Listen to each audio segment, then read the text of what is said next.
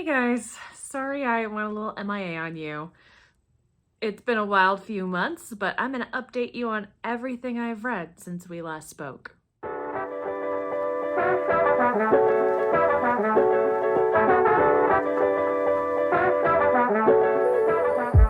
So this, I guess, is my September through mid-November wrap-up. So what I want to do is actually go from my lowest rated to my highest rated, with one exception that I'm going to talk about first, and that's a nonfiction, the only nonfiction of this section, and that is Disrobed by Syl Tang. This was sent to me by the author and her publisher as part of a book tour on my Instagram with Eric over at Break Even Books, and this was so fascinating. I have a hard time rating really good nonfiction. I feel like if I learn something from it, if it makes me think about it again, it's worth reading. This is using the soft goods industry as a lens to view geopolitical changes and economic impacts far into the future. So what can you learn by how others are behaving with clothing to predict the future, essentially? And there were so many interesting thoughts and threads in this very quick little read. Once you cut out all of her very well thought out citations, which I do highly recommend digging into too, the book itself is maybe 125 pages of actual content. I will say the author was telling me about a whole missing chapter that I was really sad wasn't in here. She said her publisher thought it was too nihilistic. And honestly, I feel like it would have fit in really well with this. I don't think I'm gonna look at my clothing purchases the same way again for a while, so definitely consider picking up Disrobed by Syl Tang. Now that we've gotten my nonfiction out of the way, maybe I need to challenge myself to read more nonfiction next year because I've got a whole stack of them over here that I need to get to. Okay, so we're starting off week with what may be my least favorite traditionally published book of the year. There have been some indie books that have not really hit the mark for me, but this one I had high hopes for, and it left me so disappointed, and that's Aliens Vasquez by V. Castro. So this was part of my Sci-Fi September reads. I did this one with my SFF book club, but also as my sci-fi horror book, and there was barely any sci-fi and barely any horror in this book that should be fitting into the Alien franchise. There was a lot of family dynamics. There were pages and pages of things that felt like they happened in the 1980s instead of a not too distant future. And I was so frustrated. Everything that makes Alien as a franchise great and terrifying was just missing from this. I'm really hopeful that the next book I pick up from V. Castro is better. I have The Haunting of Alejandra that I also purchased at the same time and also got signed. I feel really, really terrible that this is about to go into an unhaul stack when it has been fully personalized to me, but this book made me so angry. Rating for this, I was very generous giving it a 2 stars, but the longer that I've sat with it, the angrier that I have gotten, and the more that I just want this to be like a 1.5. This could have been so good, and instead it was so frustrating. So next up was also a Sci-Fi September read, and while this was beautifully drawn and written, I didn't engage with it as much as I would have hoped. And that's On a Sunbeam by Tillie Walden. I thought the art in this was beautiful. It's a sweet story, but this just really didn't deliver the plot or emotional impact that I was hoping for. It's sweet, it's queer. I think it's definitely worth a read, but I think I didn't have...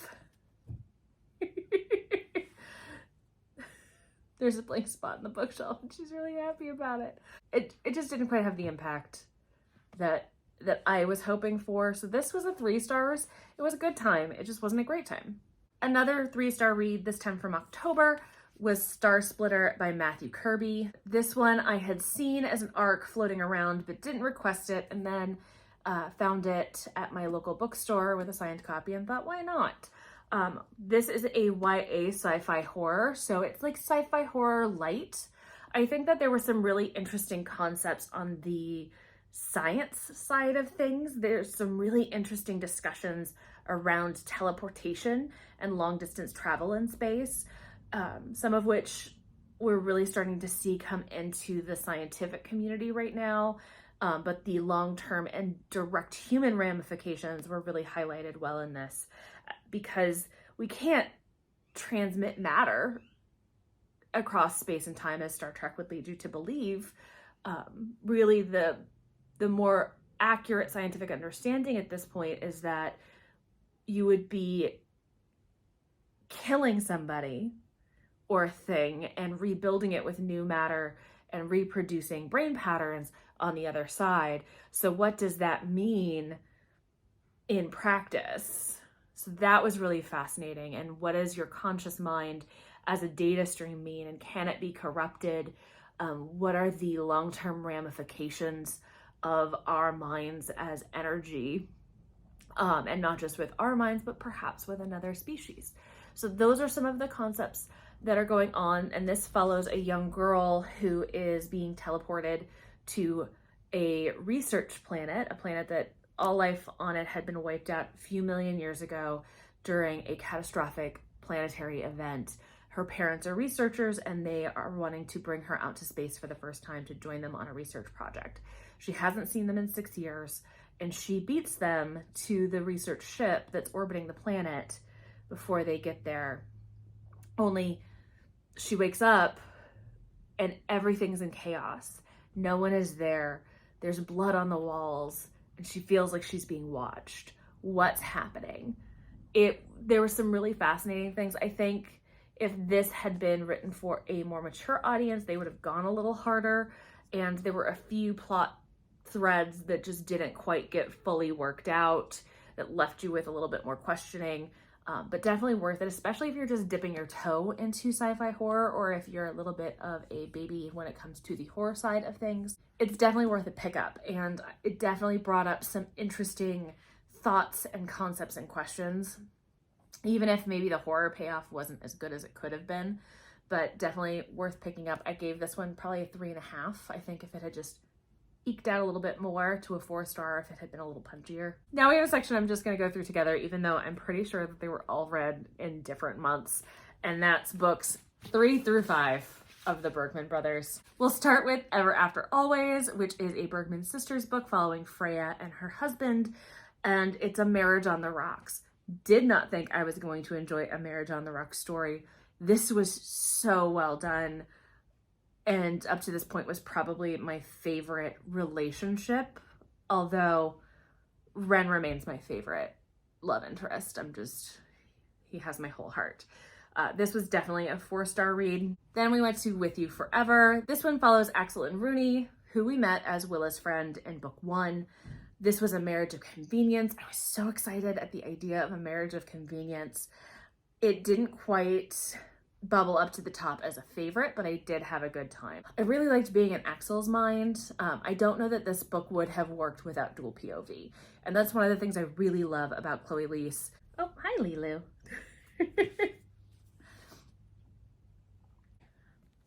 And then finally, we have Everything for You, which was a delicious hate to love soccer romance, male. Everything about this was wonderful. Everybody warned me that this was going to be one of my favorites, and right now this is definitely my favorite of the Bergman Brothers series. 5 stars. I had such a great time. I loved these boys. And I am so sad that right now there's only one more left in the series while I wait for the final book. So stay tuned, because Ziggy's up next. And while that's the last Bergman Brothers book that I read this period of time, it is not the last Chloe Leese book, because Better Hate Than Never came out. Oh, the Wilmot sisters are so good. And I once again buddy read this with my friend Vish over at Books with V. which just made it even better. This one is an adaptation of The Taming of the Shrew. Again, this is a hate to love, childhood friends to enemies to lovers story, and it was so good, and the tension was so sweet. And there's a few things that kind of typically would keep it from being just a full knockout, drag out 5-star, much like the first one did. But I think this is a much stronger book than the first one. This is like a 4.75, but I'm calling it a 5 on all things because it deserves it. Also, bonus points. This takes place starting at Thanksgiving into the holiday season, so perfect time to pick up this book. And now we're going to go a little bit out of order in terms of my rating because we've moved into 5 stars with Chloe Liese, but I wanted to talk about all of her books that I read in a chunk together. So we're going to go to a 4.5, and it's time for me to announce I have finally finished the Silo series. Oh my gosh. I started this back in 2017, I want to say. I read the first 2 books in about a 2-week time span, and I was just overwhelmed and needed a break. This, especially the second book, starts getting really heavy, and I can't really talk too much about what happened in this one, but the Silo series follows characters who live in an underground silo. The worst punishment that you can have is to go out and clean the camera lens on the outside, which is a death sentence, very public death. And you are following one woman on her search to find answers to why certain folks in her life have died, why cleanings are happening, what really happens when you clean, and what else is going on in the universe. And boy howdy, starting out in a hole in the ground, this universe explodes quite a bit. This book follows a lot of different characters and a lot of things happened, and even at the halfway point of this one, I had to take a little bit of a break. It would have been a full 5 stars, only it felt like some of the end was a little bit rushed, which, as somebody who waited several years to finish it, was a little bit sad, but everything made sense, and honestly, even some of the rush made sense. I'm just being a little bit picky, only because I've hyped up this book so much in my head as I've put off reading it for so many years. But boy howdy, all of my fears of anxiety-riddled reading sessions sure came true. So if you want a fun, stressful, apocalyptic, dystopian time, pick up the Silo series, or you can try it out by watching the first season on Apple TV, which pretty much covers the first book. I have a stack of 4 5 stars in my lap, and I'm gonna go in no particular order and just grab as I go and tell you about them. Cool? Cool, because I don't want to pick a favorite. There are too many amazing books. So first up, first we have Prayer for the Crown Shy by Becky Chambers. This is my last Becky Chambers in her catalog, and my heart was broken immediately as soon as I finished it, knowing that I didn't have any more Becky left on my shelves to read.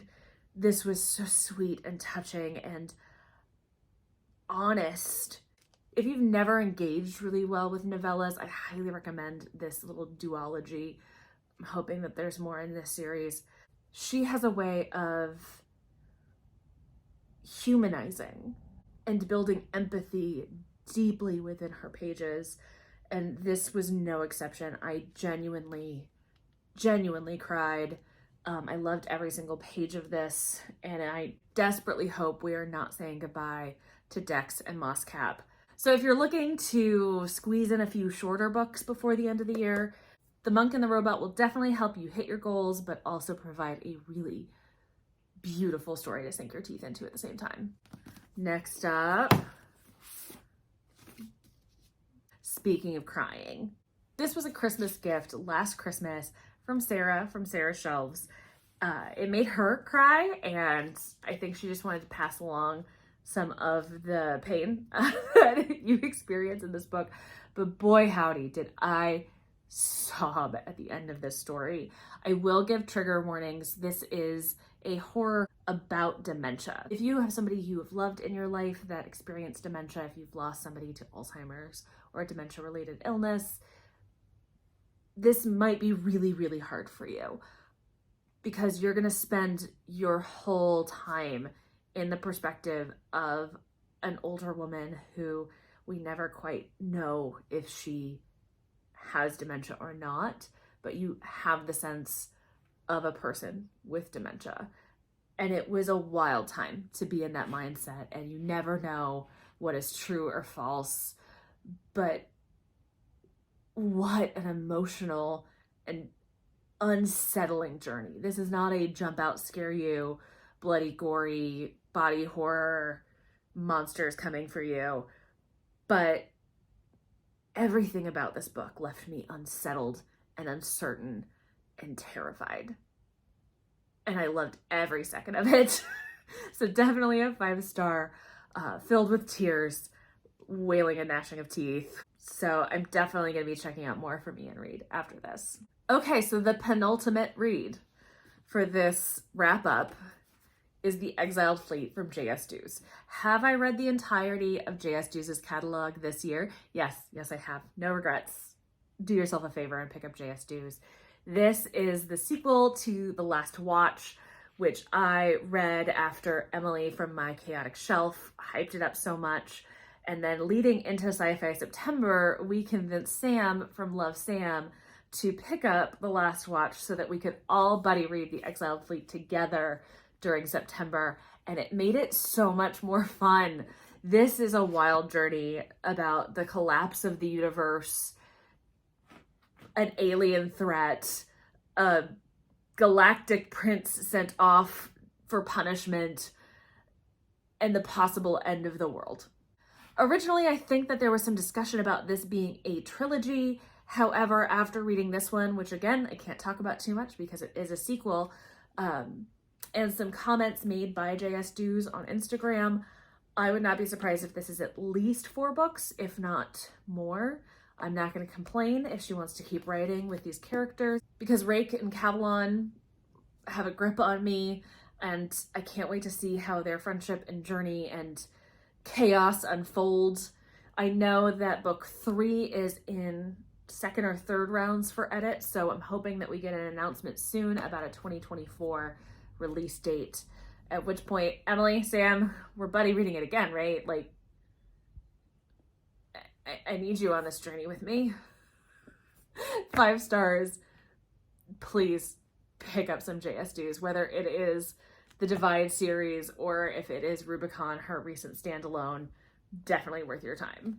And that leaves us with our final book, which is also a Sci-Fi September read, and that is The Calculating Stars by Mary Robinette Kowal. This has been on my list since Apple TV dropped the first season of For All Mankind, and I became obsessed with speculative history about the space race and women being involved in it earlier on. This one is so interesting.